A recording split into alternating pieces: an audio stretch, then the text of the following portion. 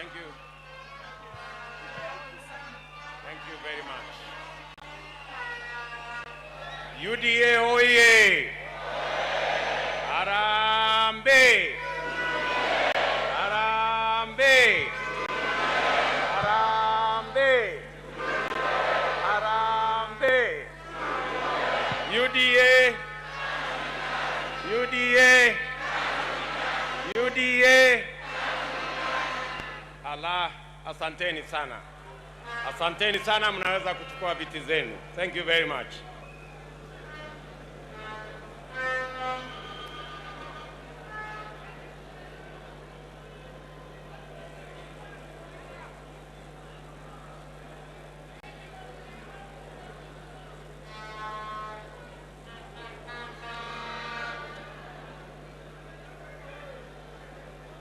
Mwenyekiti wetu Mheshimiwa Johnson Mudama, katibu wetu wa chama Mama Veronica Maina, officials wote wa chama chetu cha UDA, marafiki zetu, viongozi wa vyama mbalimbali ambao wamekuja kama marafiki kuja kushuhudia sherehe hii yetu ya leo, ndugu wa bunge, magavana, maseneta, MCAs na wajumbe wote wa chama cha UDA.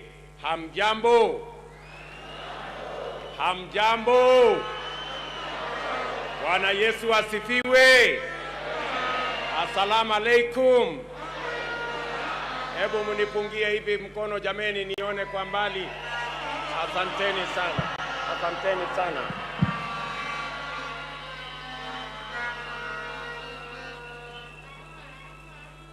In a very special way, this afternoon, that we are gathered here, close to 5,000 delegates of the United Democratic Alliance Party. It is a historic moment because this is a party that a year ago was not the party we have today. It is the effort, the commitment, and the hard work of many people in Kenya. Today, the United Democratic Alliance Party is the largest party in the Republic of Kenya.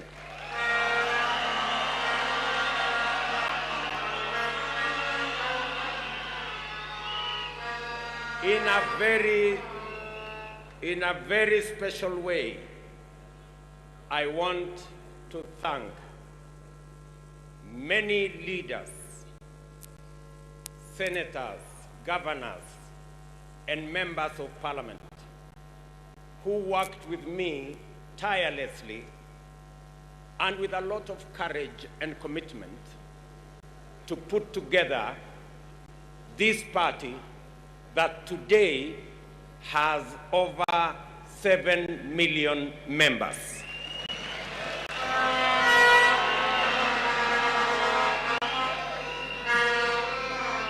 The effort to make this party what it is today is not a personal effort of just the leaders. Many hustlers in different parts of Kenya, people who are engaged in all businesses, have registered, have supported the registration, they have financed the registration, they have facilitated the registration, and I want to tell each and every one of them today a very big thank you for making UDA what it is today.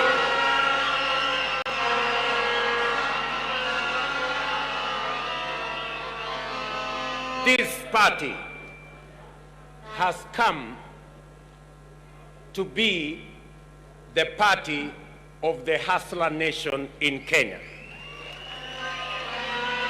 This is the party. This is the party where you will not be asked about the name of your father. This is the party. You will not be asked to give your bank account.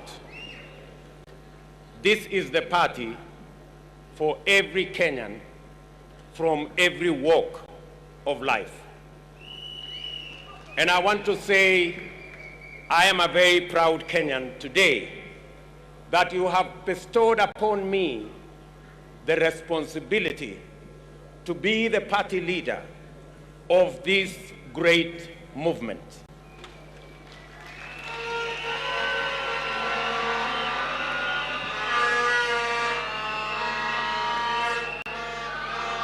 I thank everybody who is with us here today in passing the millions of Kenyans following this event on radio, on television, and online through various platforms.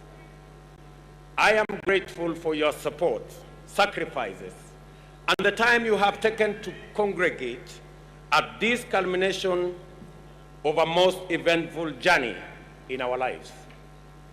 I do not take your support and your time and your interest for granted. And as always, I welcome you to walk with us on this road until we knock on the gates of our glorious tomorrow. I thank our party delegates for the work they have done in guiding the hustler nation through a transparent nomination process, and for their consideration in bestowing upon me the immense responsibility of representing the United Democratic Alliance in the forthcoming presidential elections.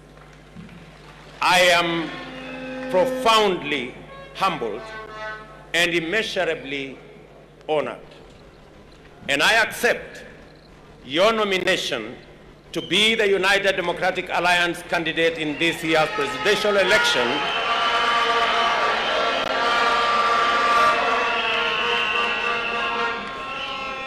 I accept your nomination to be the United Democratic Alliance party candidate in this year's presidential election with gratitude to the Almighty God, recognition of the significance of this moment, and an acknowledgement of the work remaining and the road ahead to that day that we all look forward to. I will live up to your trust. I shall do my very best to exceed your expectations, and I shall neither stop, nor pause, nor slow down, nor hesitate until what you have asked of me is delivered. Let us take this moment to appreciate and salute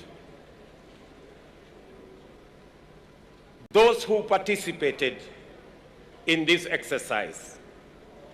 Tracy Wanjiru, a courageous lady still in university, resolved to transcend all the intersecting setbacks and barriers to her aspiration to offer leadership and to make her voice heard. Jeffnel Nyakwama also rose up to meet this hustler moment by emphatically saying and demonstrating that the youth of this country have a place in leadership at every level. These young Kenyans fill my heart with joy and hope. In them, I see myself back in the old days, animated by a vision for change and itching to have a go at leadership. In them also, I see a hopeful future in a country where youth, wealth, name, circumstances of birth, ethnicity, gender, and disability are not considerations nor obstacles to accessing opportunities or realizing aspirations.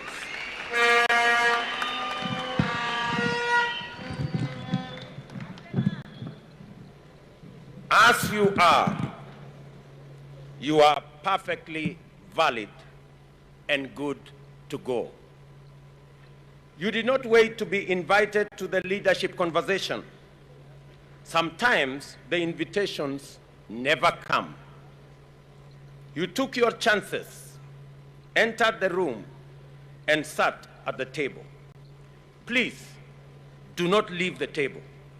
Let us keep talking, working, and growing together. I thank the United Democratic Alliance for extending us all opportunities to contest leadership positions without discrimination. Let us always strive to live up to our fundamental ethos of uniting our nation through the inclusive and participatory quest for opportunities for everybody. I am aware that this time round, there are thousands of young people giving everything to our movement: resources, time, strength, ideas, and moral support. I know that many youth have come forward to stand as candidates, and yet many others are mobilizing, sensitizing, and participating in other meaningful ways. The Hustler Nation is a young nation. The voice, as well as the aspiration of Kenya's young people, form an essential pillar of our movement. I therefore want to register my gratitude and appreciation and assure you of my commitment to open up opportunities for young people to thrive and drive the progress of our nation.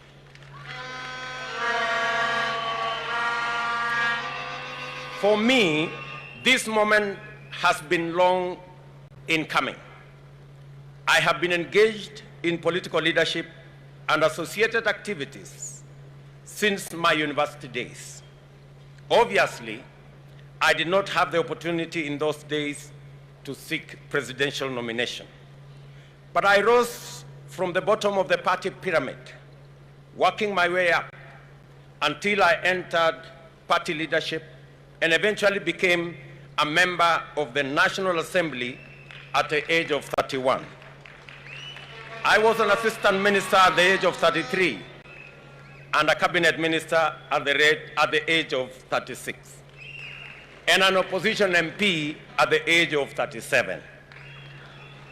And that has sort of formed the basic rhythm of my career ever since.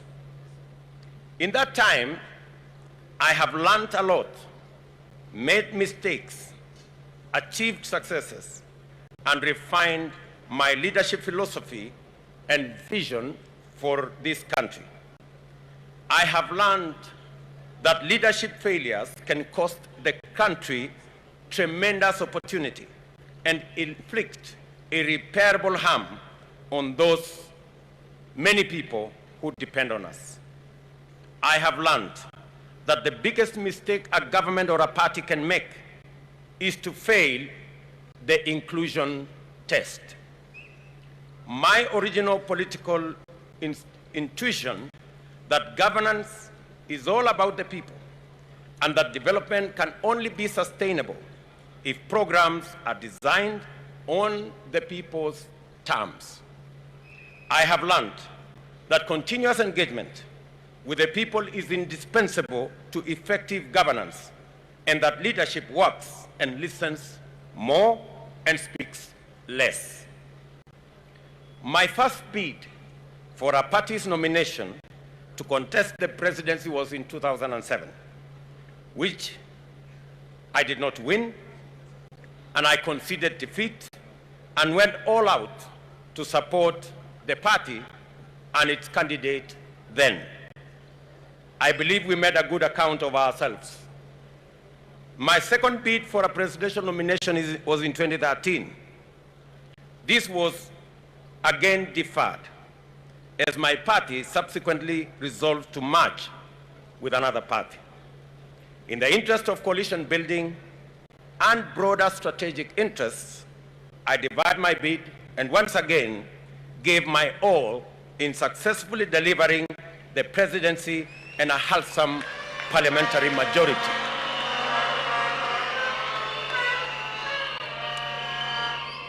Today, I know without any shadow of doubt that the time has come to represent the hustler nation. The time has come to go all the way to the finish line and secure the place of the hustler nation at the decision-making table.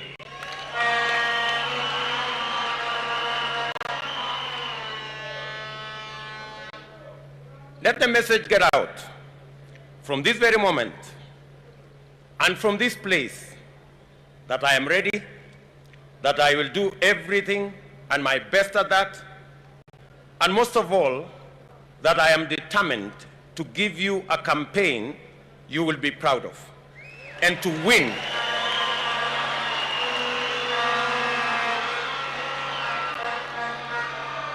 And to win for our party, our coalition, and for the people of Kenya. Let the word reach out to our friends as well as our rivals that we are prepared and we are inspired to do all we can to go to every place and to work with everyone to open the doors of inclusion, opportunity, and enterprise in order to move Kenya to the higher level. After all, this is what hustlers do every day. Let me state a fairly obvious fact. I am the first elected and serving Deputy President of Kenya. It has been the honor of my life to be elected to this position, and I will forever remain profusely thankful to my friend, President Uhuru Kenyatta, for a successful working partnership in 3 elections. I have discharged my duties faithfully, and there is not a single task that the President assigned me which I did not execute in full.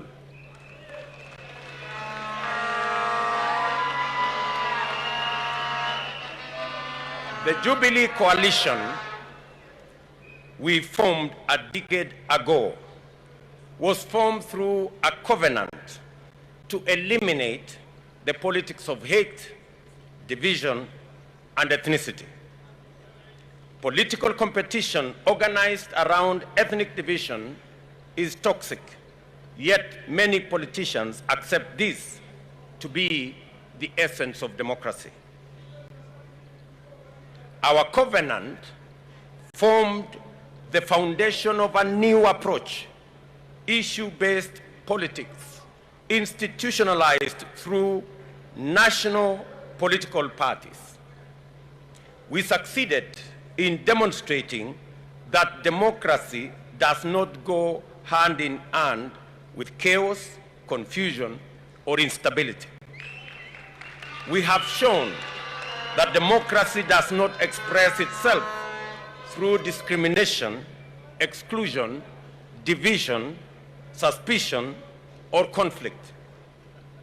In government, we focused on delivering those projects and programs that would enable the state meet the people at their point of need. Therefore, we swiftly transformed the country through unprecedented investments in infrastructure as the springboard to effective, efficient, and sustainable service delivery to all parts of Kenya. As a result, we built a new, modern, 700-kilometer long standard gauge railway. constructed 10,000 kilometers of new tarmac, and connected 6 million people to electricity. We also set up 150 technical training colleges. The next phase of our transformation was going to be the Big Four agenda, which would leverage these foundational undertakings to ensure that the economic and social rights of Kenyans would be actualized by creating jobs for millions of young people out of school, out of college, and out of our universities. It would also transform agriculture to increase food production and to lower the cost of living and increase money in the pockets of millions of farmers. Big Four would also radically change our delivery of health care by rolling out a comprehensive universal health program. This would complete the task of transforming Kenya that we had been assigned in 2013. From 2017, however, foundational commitments, including the founding covenant. The party rejected national, inclusive, issue-based transformative leadership and embraced parochial, ethnic, divisive, and retrogressive politics. It defaulted to tribe as the organizing variable of our politics and governance. It privatized governance and weaponized public policy and institutions. It pursued personal politics of congregating an entitled few to express their individual wishes as community interests and translate their private consensus as national policy. In our first term, we made exceptional progress in setting the stage for national transformation. In our second term, we witnessed accelerated regression into the tyranny, personality cult politics, and the weaponization of public offices to intimidate, harass, and persecute Kenyans perceived not to worship those in power. Many large enterprises were destroyed. Many business owners harassed. Many leaders subjected to humiliation, intimidation, blackmail, because their only crime was holding contrary opinions to those holding the levers of state power. A new frame of national unity was engineered in undemocratic and in terms which rationalized grounding and swallowing the whole opposition and the vandalization of the Constitution to accommodate corrupt and dangerous ethnic arrangements. At the same time, the Big Four agenda was abandoned, pushed into the back burner, as execution of its flagship projects was left at the mercy of forces of emergent state capture. Those who remained loyal to our founding vision were shunned, hounded, threatened, and then persecuted. This is how we lost 4 years that would have gifted us with a brilliant blossoming of a beautiful dream which inspired millions of Kenyans in 2013. To his credit, my friend the President did inform me that he needed space to work on his personal legacy as the fourth president. I obliged, and this led to my eventual retreat to the margins of a government that I had participated in forming. The past 4 years have provided me special moments to be able to engage consistently with ordinary people. As Deputy President, I have worked directly with Wananchi, going to meet them in their villages, their markets, their farms, and their places of work, and to have practiced the leadership of listening more and speaking less. All through my political journey, I have believed in walking with the people, listening to them, and doing my best to do what they want, not what I think will be a monument to my own achievements. I have learned that our plush, comfortable, secure offices are inaccessible to the majority of the people who need them the most. As a leader, this is a huge setback because it costs us the opportunity to be useful and effective. These engagements taught me a lot about things I thought I knew. Most importantly, they reminded me the most important question of all: what does the government do, and for whom does it work, and how, therefore, should it work? I was appalled by the intensity of contempt many have for ordinary people and their rejection of any suggestion that their voice matters. I remain sorrowful over the hatred in the language that proudly despises the poor, the struggling, the hurting, the lonely, and the abandoned. Many of us have felt the stinging lash of this contempt, and we all know where it comes from. Behind the shameless deception that national unity is the coalescing of a few leaders to organize their selfish interests in an implacable sense of exclusive entitlement to the privileges associated with state power. This entitlement is the basis for the formulation of a cynical agenda to capture the state and disenfranchise ordinary people for good. That is why we have witnessed the criminalization of enterprise, the marginalization of livelihoods, and many parts form part and parcel of this contemptuous exclusion. We in the Hustler Nation believe that the measure of any society lies in how it treats its weakest and vulnerable members. We work from the bottom up because if we take care of the bottom, we take care of everybody. We want Kenyans to have opportunity to hustle from the bottom up. The top, therefore, must be understood to be everyone's aspiration, objective, and ideal destination.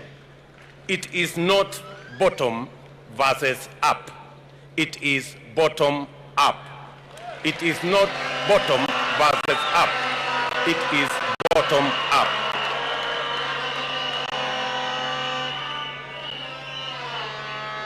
I commit, therefore, to live up to the original covenant of championing the establishment of everlasting peace, unity, and opportunity to prosper in our country. I make this commitment on the understanding that sustainable unity can only be achieved through meaningful political and economic inclusion. The evidence of inclusion is respect for dignity of livelihoods and the creation of space for every vocation, every skill, every profession and talent to flourish and yield a bountiful harvest of prosperity for all our people.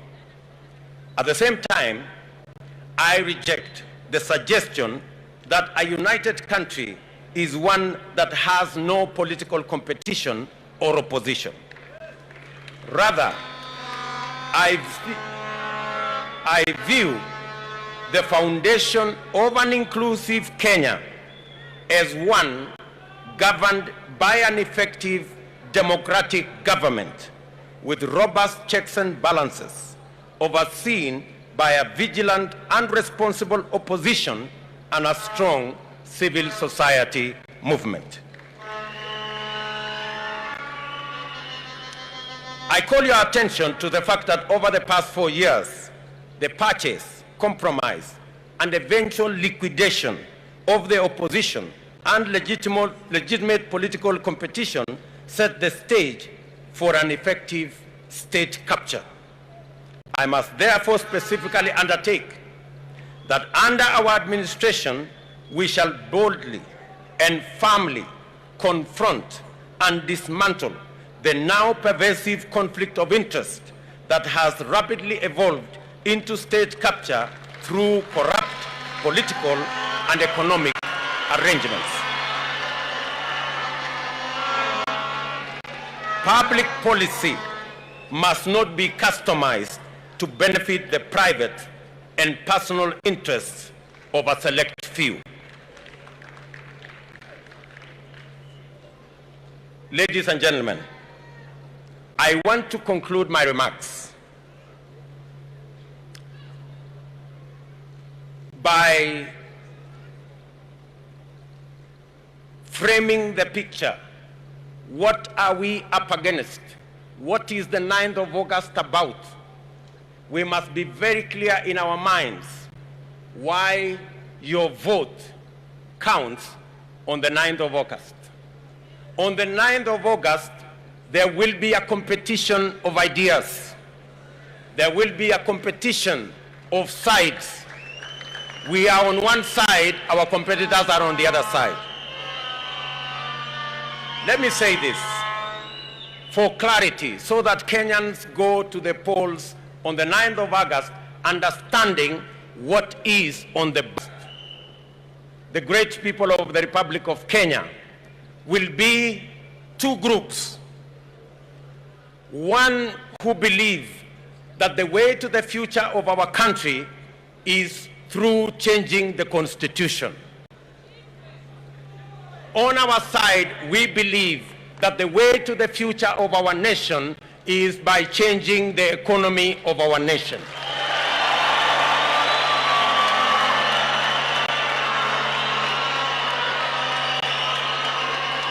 We are seated here.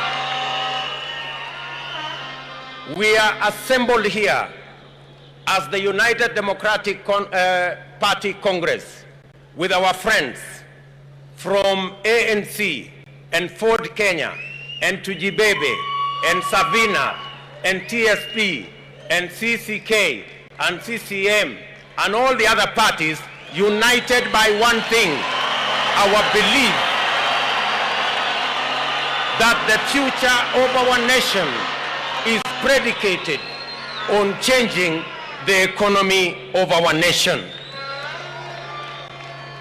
While our competitors believe that it is through the changing of the Constitution to create positions for a select few will treat our problem of exclusion, on our side, we believe that we need to change the Constitution to create opportunity, create jobs, create opportunities for millions of young people out of school, out of college, out of our universities, that therein lies the solution to the inclusivity question in the Republic of Kenya.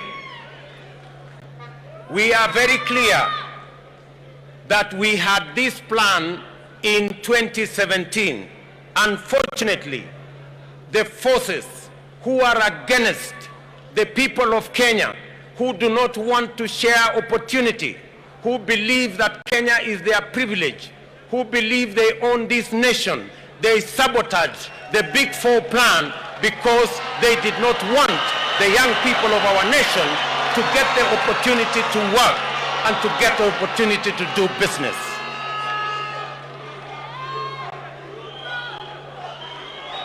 I want to say with clarity and certainty that if we had not lost 4 years chasing a mirage, if we had taken time to implement the Big Four plan, Kenya would be different from what we have today. We wouldn't be having millions of young people languishing without jobs. While our competitors believe that they will go to the polls so that they can get the opportunity to change the constitution so that a few people can share power, we are telling them we will go to the polls to elect leadership that is going to create opportunities for empowerment, not sharing power, for the empowerment of millions of citizens of our republic. We want to remind our competitors that 10 million Kenyans today are in a lottery because they have no defined jobs, they have no defined business, they have no access to credit, they have no place to do business, there is no law to protect their enterprises. And we are saying that the opportunity that we have as the people of Kenya is not to change the constitution to create positions and share power among few people. The opportunity we have in Kenya is to create the opportunity for the empowerment of millions of citizens through jobs, through opportunities to work in their enterprises, in their businesses, and to make sure that our economy works for all Kenyans.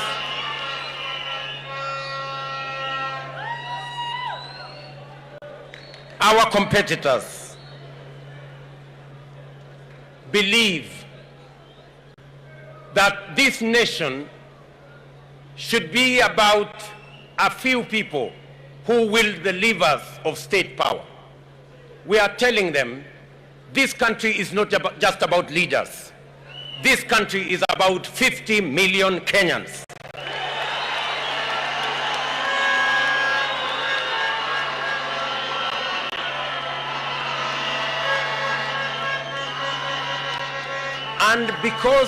And because it's about 50 million Kenyans, we will not accept to go the journey. They have told us